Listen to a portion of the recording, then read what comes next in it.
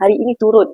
Ni 627. 1 gram hari ini 627 turun. Kalau sebelum-sebelum ni 640, 650, 660 kan, hari ini 628 untuk 1 gram. Kalau NAHL belum ada ekor emas, ini adalah masa yang terbaik untuk mula sebagai benchmark harga antara harga yang menarik lah. Sebenarnya harga emas ini dalam jangka masa panjang 2 tahun ke atas dia akan naik. Januari 29 hari bulan harga emas all time high, harga paling tinggi iaitu RM764.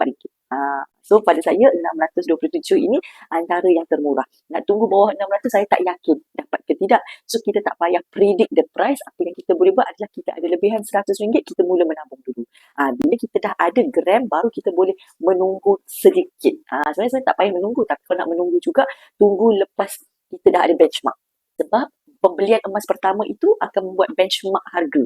Jadi barulah kita tahu bawah daripada tu adalah harga murah, atas daripada tu adalah harga yang tinggi sikit. Tapi sebenarnya tak penting sangat pun sebab saya punya permulaan tahun 2023 hari tu, emas benchmark 1 gram saya beli adalah 380.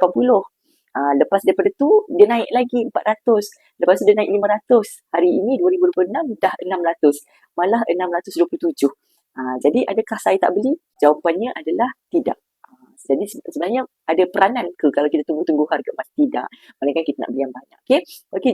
Bagi yang belum berkenalan, nama saya Dr. Akilah. Yang sesiapa yang nak mulakan simpanan emas, hubungi saya. Okey.